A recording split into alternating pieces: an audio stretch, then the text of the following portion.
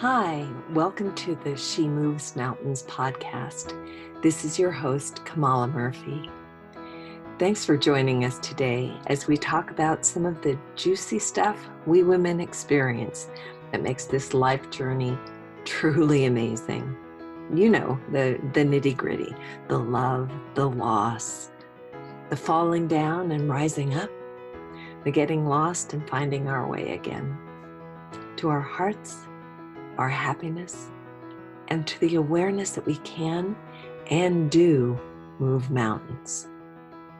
Thank you for joining. Hi there, this is Kamala, your host for the She Moves Mountains podcast. Thank you for joining in today. In this episode, I wanted to share a little bit about something that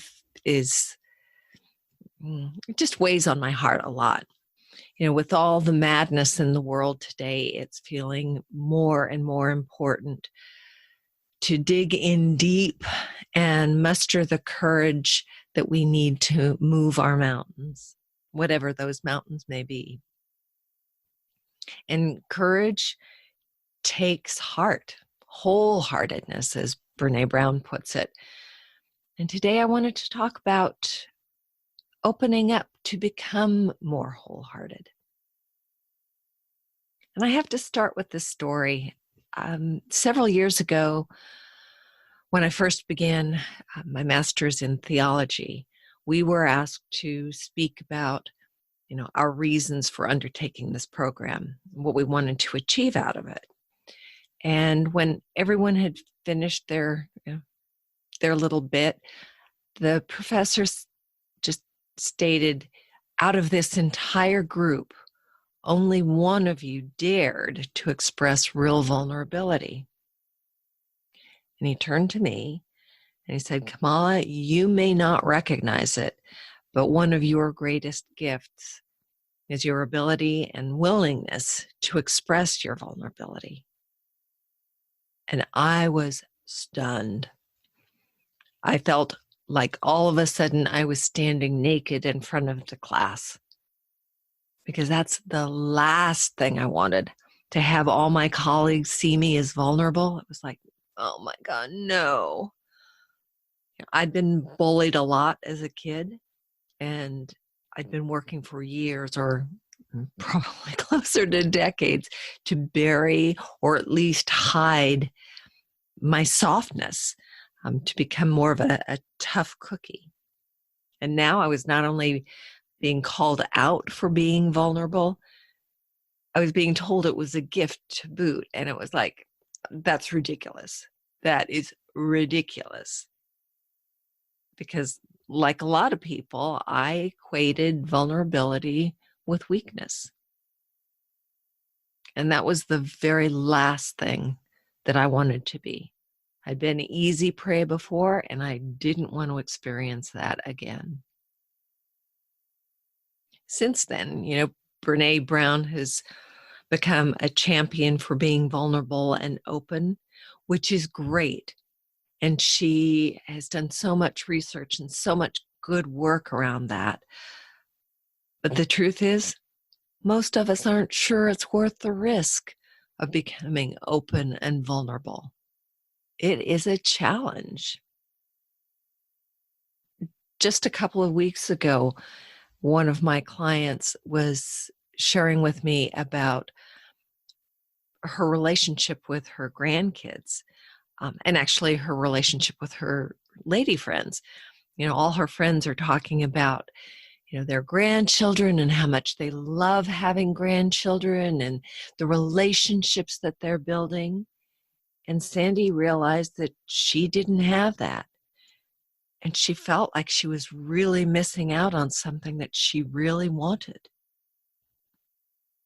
But because of a lot of really painful events in her life, she had what I call armored up her heart. And when I mentioned just the possibility of letting go of some of that armor, maybe softening up just a little, I recognized I'd hit this hot button. When I'd said the word soft, it was like she just stiffened up, and it was like her hackles were raised, and she almost spit out, "I don't want to be soft." She was so angry, and so it was hiding or covering up a fear of being soft and vulnerable. The truth is, life can be hard. A lot of us have been wounded as children or even as adults. People can be mean and tough. Life is tough. To get through it all, sometimes, especially when we were younger, we needed to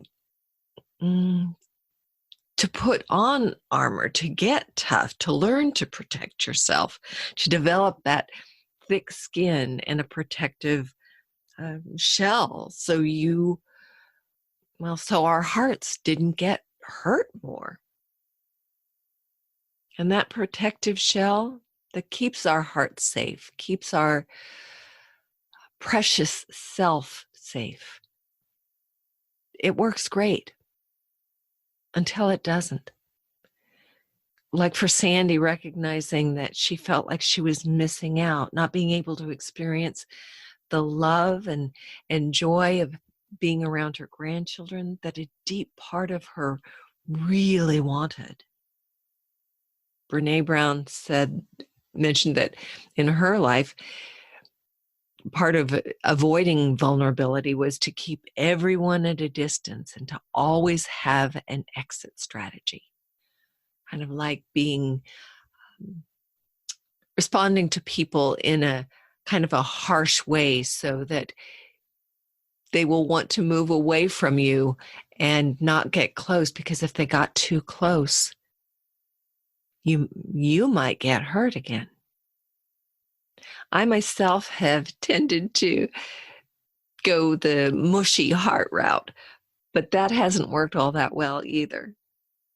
And I've also had some of those areas of my heart that I'd armored off. Stuff with my father, oh my gosh, just sometimes just thinking of him, especially in the past, I could just feel like a sheet of metal almost covering a part of my heart. But there comes a time when you recognize that neither the armored heart or the mushy heart are particularly effective strategies for being wholehearted. So I've done a lot of parts work, and one of the parts that I have really found interesting to work with is a part I call the Queen of Chutzpah. She's the part that has a deep compassion and a soft heart, but will not take any guff from anybody. She has a backbone that completely supports a soft heart. That soft heart, strong back. Oh, I think that's Brene Brown's too. Anyway, yeah, having a soft heart, an open heart, a willing heart, and having a strong back. And I think that's what being wholehearted really is all about. Being able to have both. Have both. I know it's not easy to let the walls and the armor down. Personally, I ask God to help me with that and to do it gently, because in my mind, taking down those walls, I always had this vision of having one of those big wrecking balls that would just smack into the wall and just destroy me. I was that afraid. I was afraid that I would be destroyed if I let what walls I did have down. And it would just be more than I could bear. In doing my prayers, my meditation, I did find that almost as a download, something came through that I've called the gentling meditation. And if you're like me and need the walls adjusted just a little more gently than a wrecking ball, I invite you to check out this gentling meditation that will help you do just that. Gently open your heart in your own timing. That's what Sandy actually did too. Is like once she got over the idea of I don't want to be soft, we were able to work in a way that very gently, just sliver by sliver, she could let the love in, the light in, and she could do it at her own pace. Because the heart does not need to have the wrecking ball. So for the gentling meditation, I'll put the link in the show notes, and I invite you to check it out if that's something that feels like your heart could use that. I invite you to take a deep breath. Just let it go.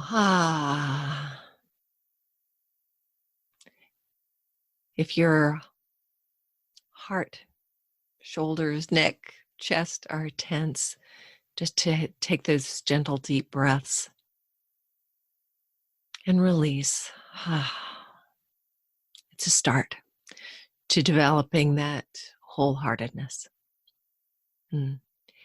So thank you so much for joining me today and listening in. I hope this episode has inspired you a bit to explore what wholeheartedness is for you, knowing that it's going to require your whole heart to move the mountains in your life, in all our lives. So again, thank you for joining me. Blessings to you. Have a wonderful week. Until next time. Thanks again. Bye for now. You've been listening to the She Moves Mountains podcast, coming to you every week. If you're a woman who wants to move mountains in your own life, please make sure to subscribe or follow this podcast. And if you've laughed or gotten teary or smiled knowingly thinking, oh yeah, that's me too, please go ahead and rate the episode with 5 stars. It'll be a feel-good thing to do. Thanks a bunch. Lots of love and blessings to you. This is Kamala signing off. Until next week. Take care.